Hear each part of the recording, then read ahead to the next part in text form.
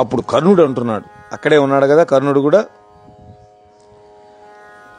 ఆర్యవృత్తుండు రాజా అన్వయ సమ్మతుడు అభిమత సంబంధుడైన వాడు గుణవంతులగుచున్న కొడుకులు కలవాడు పాంచాలుడేలా అప్పాండు సుతుల వినయ సంపన్నుల విడచువాడగు.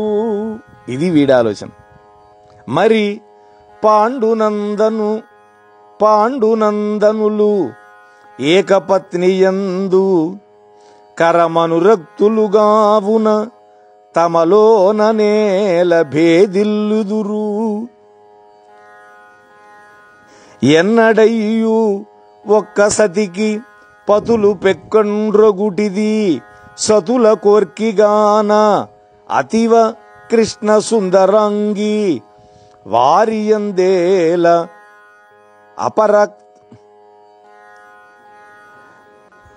అపరక్తయగు మనోముదంబు తగులుగాక. కర్ణుడు వాస్తవం మాట్లాడాడు. దుర్యోధనుడి యొక్క ఆలోచనతో ఏకీభవించాల. ఏమంటున్నాడు కర్ణుడు? దుర్యోధన మంచి నడవడిక కలిగినవాడు, రాజవంశాలకి ఇష్టమైనవాడు, ప్రియమైనటువంటి బంధుబలం కలిగినవాడు, గుణవంతులైనటువంటి పుత్రులు గలవాడైనటువంటి ఆ ద్రౌపదుడు వినయ సంపన్నులైనటువంటి ఆ పాండవులను ఎందువల్ల వదిలేస్తాడనుకుంటున్నావు? వదలనే వదలడు. అంతేకాదు దుర్యోధన, పాండవులంతా ఒకే భార్య మీద మిక్కిలి ప్రేమ కలిగిన వాళ్ళు. అందువల్ల వాళ్ల మధ్య ఎందుకు వైరం ఏర్పడుతుంది? కాగా ఎప్పుడైనా స్త్రీలు పెక్కుమంది భర్తలను కోరుకుంటారు. అందువల్ల అందగత్తె ద్రౌపది పాండవులను మనసారా ప్రేమిస్తుందే కాని తిరస్కరిస్తుందా అంటున్నాడు. చూడండి, స్త్రీలు ఎక్కువ మంది భర్తలను కోరుకుంటారు. అదొక ప్రతిపాదన, పిచ్చి ప్రతిపాదన ఏమనిపిస్తుంది నాకు. దుర్యోధనుడు ప్రతిపాదించినటువంటి భేదోపాయాలని సఫలం కావని కర్ణుడు సహేతుకంగా పేర్కొంటున్నాడు ఇక్కడ కారణాలతో సహా.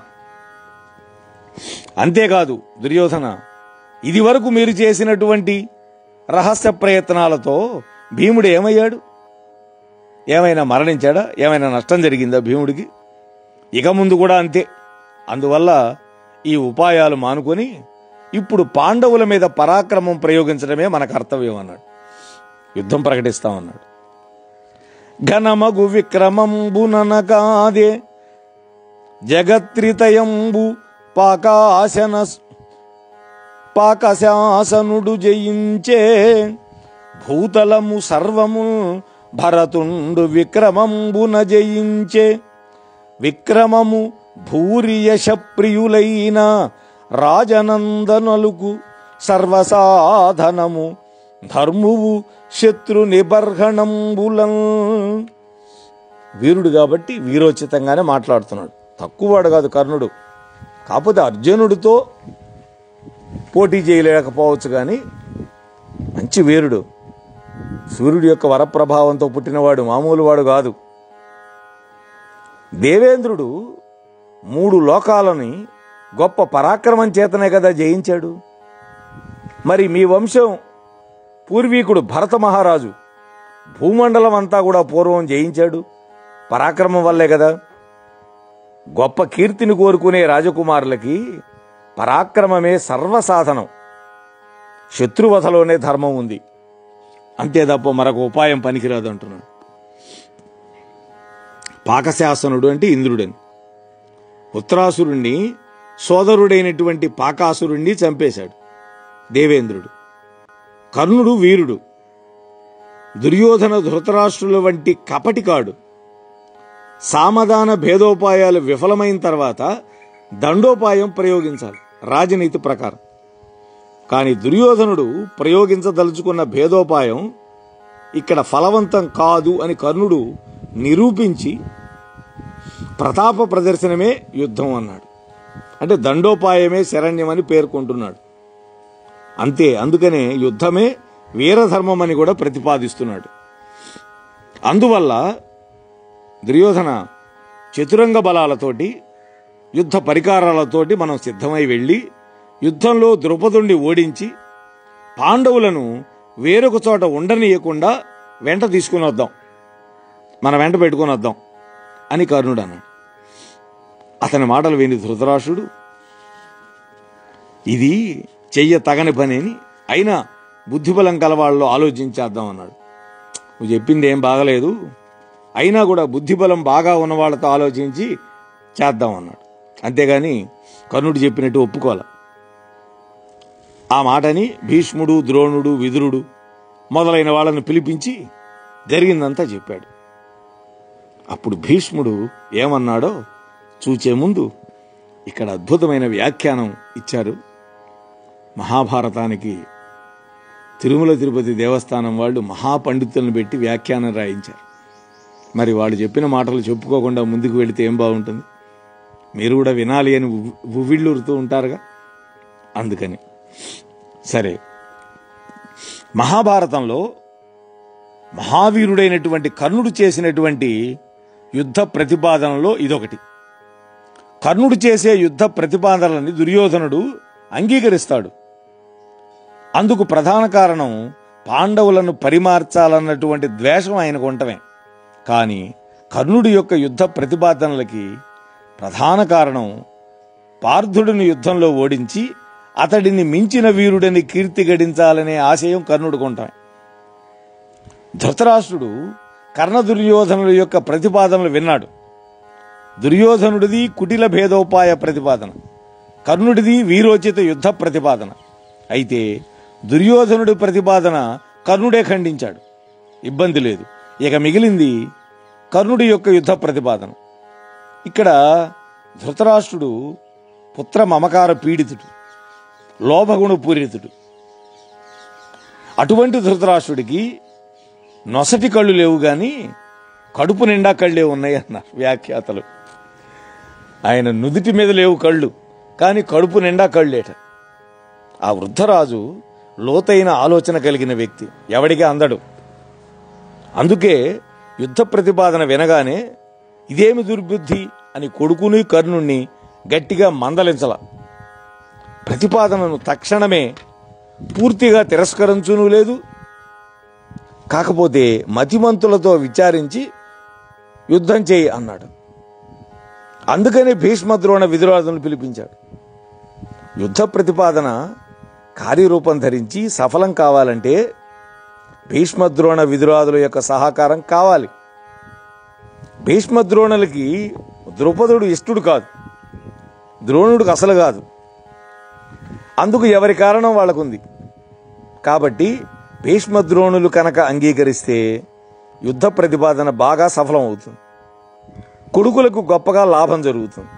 లేకపోతే ఆ పెద్దలే కర్ణ దుర్యోధనులకు బుద్ధి చెబుతారు, తాను అప్రియంగా మాట్లాడవలసిన అవసరం తప్పిపోతుంది. ఎంత తెలివో చూడండి. ఆ చెప్పేదేదో వాళ్లే చెబుతారు, తన మీదకు రాదు. ఆ దుడుకు యువకుల అసంతృప్తిని, ఆగ్రహాన్ని ఆ పెద్దలే పంచుకుంటారు అని ధృతరాష్ట్రుడు ఆలోచన. అప్పుడు భీష్ముడు మొట్టమొదటిగా మాట్లాడుతున్నాడు దుర్యోధనుడితో. ధీరులవు ధృతరాష్ట్ర పాండులు అతి ప్రశస్త గుణుల్, ప్రసిద్ధోరు కీర్తులు నాకు ఇద్దరు నొక్క రూప తలంపగా వీరు వారను అట్టి బుద్ధి విభేదమెన్నడు లేదు. గాంధారి పుత్ర శతంబునందు పృథాతనూజులయందును. ఇది భీష్ముడి మాట. చక్కటి మత్తకోకిల వృత్తంలో చెప్పారు నాన్నయ్య గారు. దుర్యోధన, ధైర్యవంతులు, మిక్కిలి శ్రేష్టమైన గుణాలు కలిగినటువంటి వాళ్ళు అయినటువంటి ఈ ధృతరాష్ట్ర పాండురాజులు ఇద్దరూ నాకొకటే. అంటే మీ నాన్న, మీ బాబాయి ఇద్దరు ఒకటే నాకు. గాంధారి కొడుకులలో, కుంతి కొడుకులలో వీళ్ళు వాళ్ళు అనే భేదభావం నాకు ఎప్పుడూ లేదు. అందరూ నా మనవళ్లే. ఇది భీష్ముడి యొక్క సమదృష్టిని ప్రకటించడంలో ఒక ప్రత్యేకతని, విశిష్టతని విస్పష్టం చేస్తూ ఉన్నాడు నన్నయ్య గారు. ఇక భీష్మ ద్రోణులు దుర్యోధనుడికి బుద్ధి చెప్పటం. భీష్ముడు అంటున్నాడు, దుర్యోధన, ఆ పాండవులతో యుద్ధం చేయడానికి నేను ఎప్పుడూ సమ్మతించను. తండ్రి తాతల రాజ్యానికి మీలాగే వాళ్ళు కూడా అర్హులే, వాళ్ళు కూడా భాగస్వాములే. కాబట్టి వాళ్ళకి సగరాజ్యం ఇచ్చేస్తే నీకు, నీ చుట్టాలకి, లోకాలకి సంతోషం కలుగుతుంది. అలా కాకపోతే అపకీర్తి కలుగుతుంది. కీర్తి నిలబెట్టుకోవటమే కదా రాజులకి జన్మఫలం అన్నాడు. ఒక సూక్తి ఇచ్చాడు ఇక్కడ చిన్న ఆట వెలదిలో. కీర్తి లేని వానికి జీవనంబు నిరర్ధకంబు చూవే, అవని మీద నిత్యమైన ధనము నిర్మల కీర్తియ, అట్టి కీర్తి వడయుట శ్రమంబే.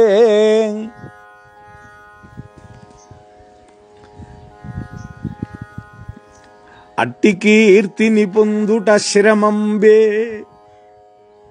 కీర్తి లేని వాళ్ళ బతుకు వ్యర్థం. భూమి మీద శాశ్వతమైనటువంటి ధనం ఉందే, అది స్వచ్ఛమైన కీర్తి. అటువంటి కీర్తిని పొందడం అంత సులభం అనుకుంటున్నావా దుర్యోధన?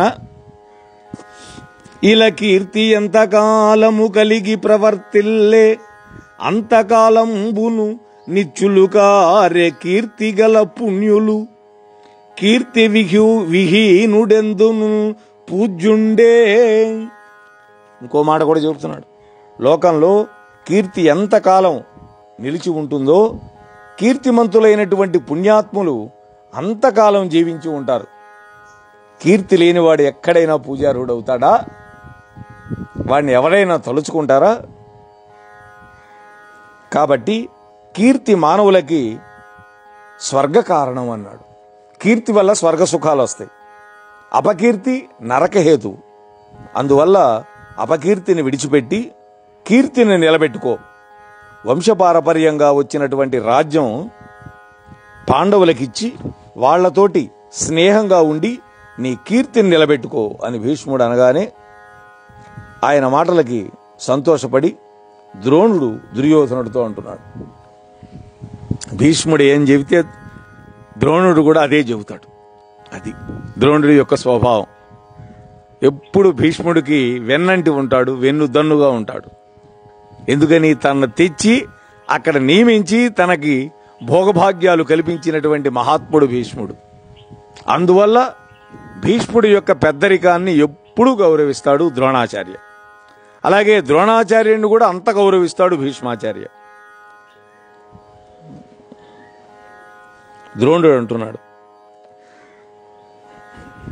బహుగుణము ఉత్తమోత్తమము పథ్యము ధర్మ్యము సాధు సమ్మతంబు అహిత బల ప్రమాధి విపులార్థయుతం బగుటం భవత్పితామఘవచనంబు చేకొనుము మానుగ వారలతోడ నీవు విగ్రహమునరింపనేమిటికి కౌరవ సౌబల్ల కర్ణ శిక్షలన్. విగ్రహం అంటే ఏంటి? విరోధం, యుద్ధం. దుర్యోధన, మీ తాతగారు భీష్ముడి యొక్క మాట అన్ని విధాలుగా మంచిది, మీకు శ్రేయస్సు కూర్చేది. అంతేకాదు మిక్కిలి శ్రేష్టమైనది, మీకు మేలు చేసేది, ధర్మయుతమైంది, సజ్జనులందరికీ ఇష్టమైంది, శత్రుబలాలను అణిచివేసేది, అధికమైన లాభం కలిగింది. అందువల్ల ఆయన మాటని స్వీకరించు. కౌరవులు, శకుని, కర్ణుడు చెప్పే మాటలు విని నీవు పాండవులతో యుద్ధం చేయడం ఎందుకయ్యా అన్నాడు. కౌరవులంటే ఎవరు? నీ సోదరులు. శకుని మేనమామ, కర్ణుడు మిత్రుడు. ఈ ముగ్గురు మాటలు విని అనవసరంగా పాండవులతో యుద్ధం వద్దన్నాడు. ఇక్కడ కౌరవ శబ్దాన్ని దుర్యోధనుడు గురించి సంబోధనగా కూడా మనం గ్రహించవచ్చు. భీష్ముడి యొక్క వాక్యాలు నిర్దేశాత్మకంగా సూటిగా ఉన్నాయి. ద్రోణాచార్యుడి మాటలు నిషేధాత్మక మార్గంలో నడిపాడు. ఉభయుల యొక్క స్వభావాలు వాళ్ళ మాటల్లో ప్రతిఫలిస్తున్నాయని మనం అర్థం చేసుకోవాలి. ఇంకా అంటున్నాడు ద్రోణుడు, విలసద్ధర్మ విశుద్ధ వృత్తులు వయోవృద్ధుల్ కుశాగ్రీయ బుద్ధులు మధ్యస్థులు కార్యనిర్ణయ సమర్థుల్ మానమాత్సర్యదూరులు నా చాలిన వారి పల్కులకు వైరుధ్యంబు గావించునజ్ఞులు భూనాధున కాప్తులున్ సఖులునై శోషింతురత్యంతము. అద్భుతమైన మాట చెప్పాడు ద్రోణుడు. నాయనా దుర్యోధన, ధార్మికులైన వాళ్ళు, వృద్ధులు, బుద్ధిబలం కలిగిన వాళ్ళు, పక్షపాతం లేనటువంటి వాళ్ళు, చేయతగినటువంటి దాన్ని నిర్ణయించడంలో సమర్థత కలిగినటువంటి వాళ్ళు, కోపం లేనివాళ్ళు, మాత్సర్యం లేనివాళ్ళు అని చెప్పదగినటువంటి వాళ్ళ మాటలను కాదనేటువంటి అవివేకులు రాజుకు ఆప్తులు స్నేహితులై అతడిని పాడు చేయడమే కాకుండా తాము కూడా పాడైపోతారు అంటున్నాడు. చూడండి,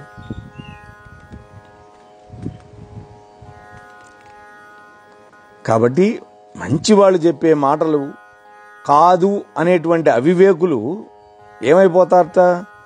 రాజుకు ఆప్తులు స్నేహితులై అతన్ని పాడు చేయటమే కాకుండా తాము కూడా నాశనం అయిపోతారు.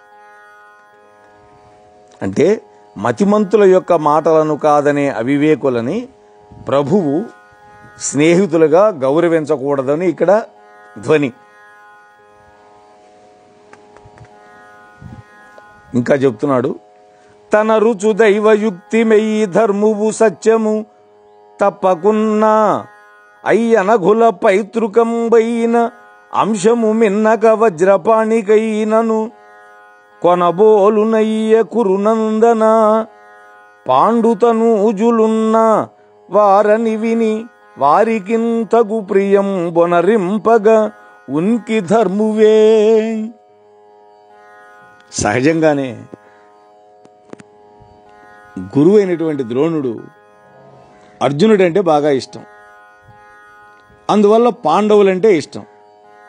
ఎందుకని? పాండవులు తమ యొక్క సద్గుణాల వల్ల గురువుగారి యొక్క మనస్సును చూరగొన్నారు. అంతే తప్ప పాండవ పక్షపాతం కాదు, వాళ్ళది ధర్మపక్షపాతం. నాయన దుర్యోధన, దైవయోగం వల్ల అద్భుతంగా వెలిగిపోతూ ధర్మాన్ని సత్యాన్ని తప్పనటువంటి పుణ్యాత్ములైనటువంటి పాండవుల తండ్రి భాగాన్ని ఊరికే తీసుకోవడం ఆ వజ్రాయుధుడైనటువంటి దేవేంద్రుడికి కూడా సాధ్యం కాదు అన్నాడు. చూడండి, అంటే అంత ఖచ్చితంగా చెబుతున్నాడు. వాళ్ళు దైవయోగం కలిగిన వాళ్ళు, ధర్మాన్ని సత్యాన్ని తప్పనటువంటి వాళ్ళు, అటువంటి పుణ్యాత్ములు వాళ్ళు. కాబట్టి వాళ్ళ తండ్రి యొక్క భాగాన్ని ఊరికే తీసుకుందాం అనుకున్నావేమో నువ్వు, కాజేద్దామని. అది ఆ వజ్రాయుధుడైన ఇంద్రుడికే సాధ్యం కాదు, ఇంకా నీ వల్ల ఏమవుతుందో అన్నట్టుగా దుర్యోధన, పాండవులు సుఖంగా జీవించి ఉన్నారని విని వాళ్లకు సంతోషకరమైన పని చేయకుండా ఉండడం నీకు ధర్మం కాదు అన్నాడు.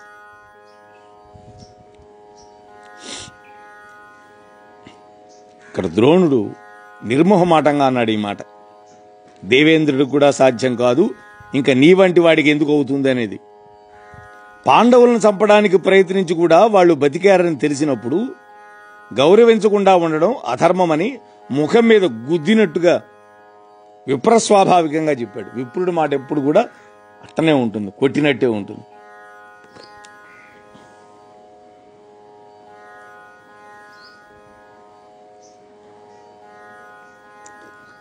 ఇంకా అంటున్నాడు, పాండవులతో యుద్ధం చేయడం అనేది తగనటువంటి పని. అందువల్ల పాండవులకి, ద్రౌపదికి, దృష్టద్యుమ్నుడికి, కుంతీదేవికి, ద్రౌపదికి స్నేహపూర్వకంగా తగినటువంటి ధనాన్ని, వస్త్రాలను వేరువేరుగా ఇచ్చి పంపి పాండవులను ఇక్కడికి పిలుచుకొని రావడానికి ఈ దుశ్శాసనుడు, వికర్ణుడు మొదలైన వాళ్ళని సిద్ధం చేసి పంపించు, అదే మంచిది అన్నాడు ద్రోణుడు. భీష్మద్రోణులు చేసినటువంటి తొలి సంధి ప్రయత్నం ఇది. భీష్ముడు అర్ధరాజ్య ప్రతిపాదనను కూడా మొదటిసారి ఈ ఘట్టంలోనే చేశాడు. భీష్ముడు కీర్తి అపకీర్తులను నిరూపించి వ్యంగ్యంగా పాండవ కౌరవ తారతమ్యాలను అనుశీలనం చేశాడు. ద్రోణుడు భీష్ముడిని సమర్థించి శకుని కర్ణుల బోధనలను అధిక్షేపించాడు. పాండవుల యొక్క పరాక్రమాన్ని కీర్తించాడు. వాస్తవాలను వాచ్యం చేశాడు. దుర్యోధనుడు కర్ణాదులు చెప్పుడు మాటల వల్ల చెడిపోతున్నట్లుగా ద్రోణుడు చెప్పడంతో కర్ణుడు కోపం వచ్చింది. చూడండి, ద్రోణుడి మాటలు పెడచెవినబెట్టి కర్ణుడు ఈ విధంగా అంటున్నాడు. కర్ణుడు కోపగించి అధిక్షేపిస్తూ వాదానికి దిగుతున్నాడు. చూడండి ఎంత కర్కశంగా మాట్లాడతాడో కర్ణుడు. ముదుసళులు తమకిమ్ముగా చదివి కొండ్రుగాక పతులకు హితమగు కర్జమేలయొలసి చెప్పుదురు అహితు కలిపి కొనుట ధర్మువనిరి ఇది నయ విరుద్ధంబుగాదే. నయము అంటే న్యాయం. ముసలివాళ్ళు తమకు అనుకూలంగా ఉండేటట్టు చెబుతారు కానీ రాజులకు మేలు కలిగేటట్టు చెప్పరు. శత్రువులైనటువంటి పాండవులని చేర్చుకోవటం ధర్మం అన్నారు. ఇది న్యాయ విరుద్ధం కాదా? భీష్మాదులకి కర్ణాదులకు వాదు పెట్టే ఈ సన్నివేశం ధృతరాష్ట్రుడే కల్పించాడు. స్వయంగా ఆయనే కదా పిలిపించాడు. ధార్తరాష్ట్రులకి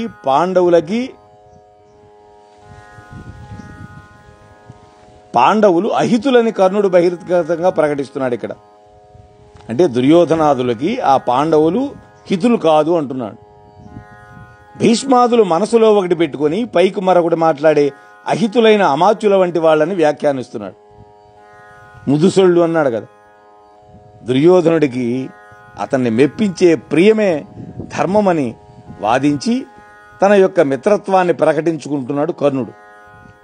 నిందకు ప్రతినింద ఈ వాక్య సముదాయంలో మనకి కనిపిస్తుంది.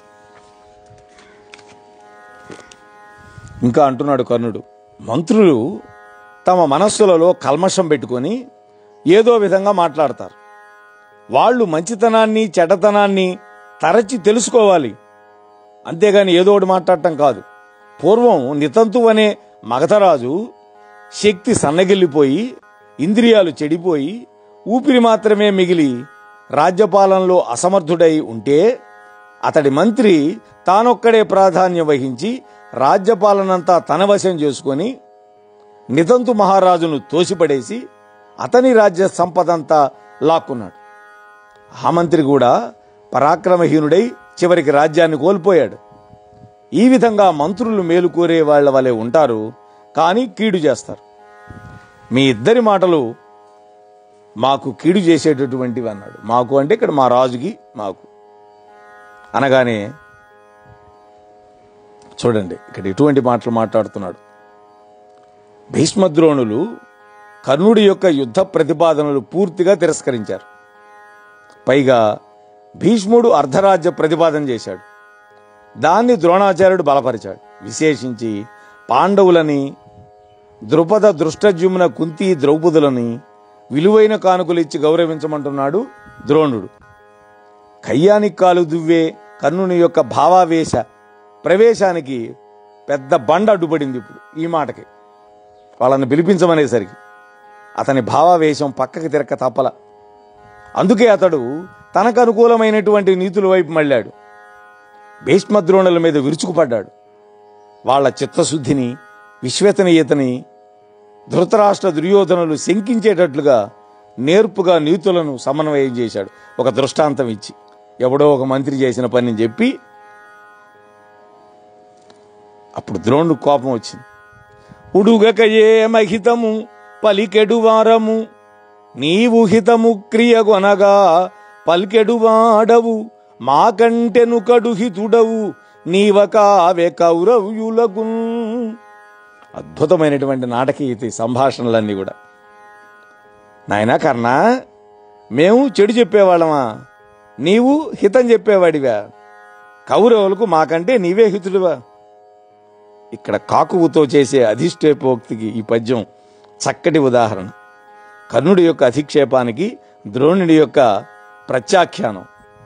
ఇంకా అంటున్నాడు, నీ కరపుల నిక్కు నిక్కురుకుల మాకుల తంబొందు. అది నీకరపుల ఇక్కురుకులము ఆకులు తంబొందు. ఏమి ఆశ్చర్యము సౌమ్యాకృతులుగా నివారల వాకులు శిక్షలు ఉపద్రవంబులు కావే. ఏం కర్ణ, నీ ఉపదేశాల వల్ల ఈ కురువంశం కలత పొందడం ఆశ్చర్యం కాదు. శాంతమైన ఆకారం లేని వాళ్ళు మాట్లాడే మాటలు ఉపదేశాలు ఎప్పుడు కూడా కీడునే కలిగిస్తాయి కదా అంటున్నాడు. ఇది ఒక అర్థాంతర న్యాసాలంకారం వేశాడు అని అంటూ ఉన్న సమయంలో ఆ ద్రోణ కన్నులిద్దరినీ కూడా ఆపేసి విదురుడు ధృతరాష్ట్రుడితో ఈ విధంగా అన్నాడు. ఇంకా తగాదా పెరగకూడదని ఖండించి అంటున్నాడు విదుర మహాశయుడు. ధర్మార్థ విత్తముల్ తజ్జవాదులు వయోవృద్ధులు మధ్యస్థ విమలమతులు ద్రోణ గాంగేయులు దురిత విదూరులు ఇన్నెద్దిగరిపిరి నెమ్మితోడ దానిన చేయుట ధర్మువు వారల కంటే హితుల్ నీకు గలరెయొరులు దుర్యోధనుండును దుశ్శాసనుండును కర్ణుండు శకినియు కరము బాలురు ఎరుగరిదియు ధర్మమిది అధర్మంబని అట్టివారి పలుకులు ఆదరించి వినక పాండుసుతుల వేగరావించి వారలకు ప్రీతి అర్ధరాజ్యమిమ్ము. అద్భుతమైన మాటలు మాట్లాడాడు విదురుడు. చక్కటి శీసపద్యంలో నిబంధించాడు నాన్నయ్య గారు. నాయన, ధర్మార్థాలను తెలిసిన వాళ్ళలో శ్రేష్ఠులు, సత్యం చెప్పేవాళ్ళు, వయస్సులో పెద్దవాళ్ళు, పక్షపాతం లేనటువంటి నిర్మలమైన బుద్ధి గలవాళ్ళు, పుణ్యాత్ములైనటువంటి ఈ ద్రోణ భీష్ములు నీకేది ఉపదేశించారో దానిని చేయడమే నీకు ధర్మం. ఆ ఇద్దరికంటే నీ మేలు కోరేవాళ్ళు ఇంకెవరుంటారు నాయన? దుర్యోధనుడు, దుశ్శాసనుడు, కర్ణుడు, శకుని చాలా అవివేకులు. ఇది ధర్మమని ఇది అధర్మమని వాళ్ళకి తెలియదు. అట్లాంటి వాళ్ళ మాటలు వినకుండా పాండవులను వెంటనే రప్పించి ప్రేమతోటి వాళ్ళకి అర్ధరాజ్యం ఇవ్వమని అన్నయ్యతో చెబుతున్నాడు.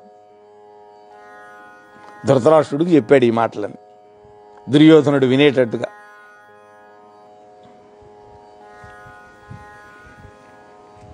ఇక్కడ ద్రోణ భీష్ములు ధర్మాన్నే కాకుండా నీకు ఏది ప్రయోజనకరమో అది కూడా చెప్పారు.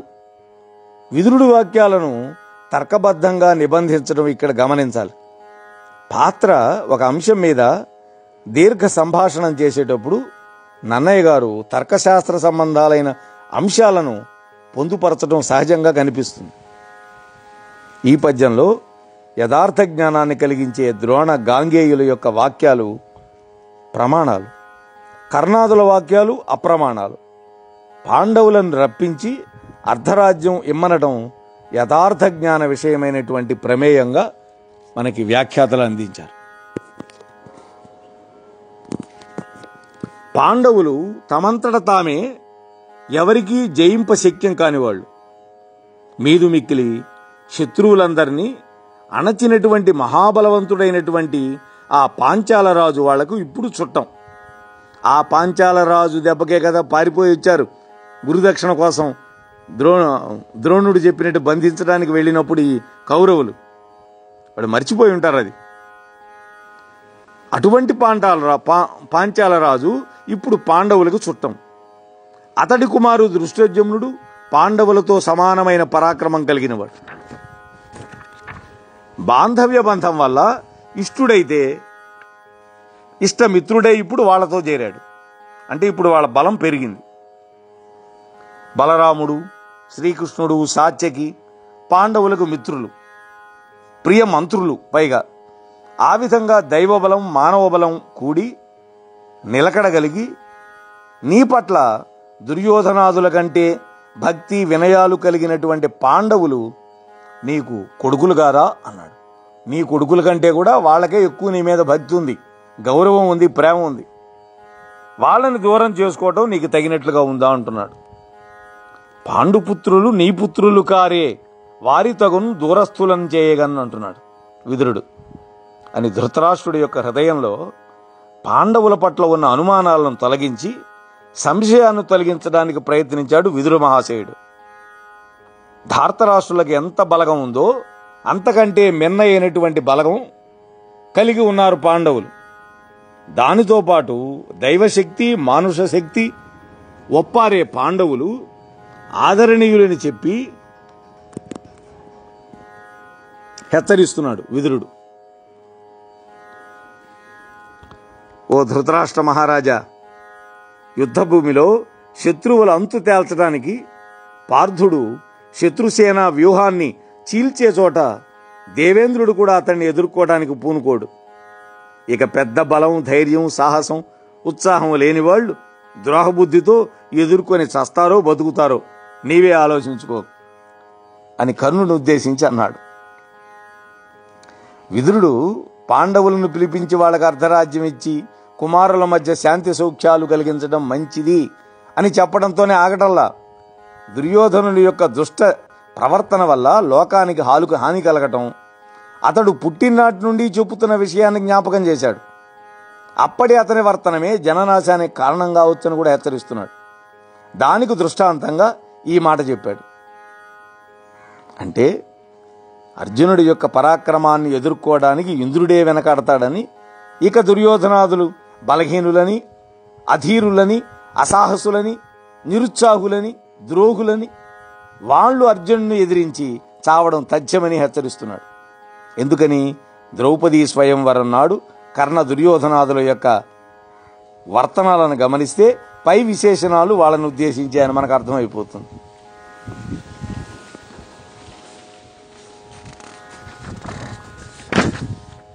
ఇంకా ఎన్నో మాటలు చెబుతున్నాడు విదురుడు. మరి విదురుడు ఇంకా ఏమేం చెప్పాడు? పాండవుల యొక్క వైభవాన్ని ఏ విధంగా వర్ణించాడు? యుద్ధాన్ని ఏ విధంగా నివారించాడు? పాండవులని సగౌరవంగా ఏ విధంగా హస్తినాపురానికి రావించాడు తన యొక్క గొప్ప వాక్పటిమతోటి అనేటువంటి విషయాలని శ్రీకృష్ణుడి యొక్క దివ్యానుగ్రహంతో రేపటి రోజు మనం చెప్పుకునే ప్రయత్నం చేద్దాం. అంతవరకు స్వస్తి. మోహనవాణి తెలుగు పోడ్కాస్ట్ ఛానల్ ని లైక్, షేర్, సబ్స్క్రైబ్ చేయండి. ప్రక్కనున్న గంటను మ్రోగించండి.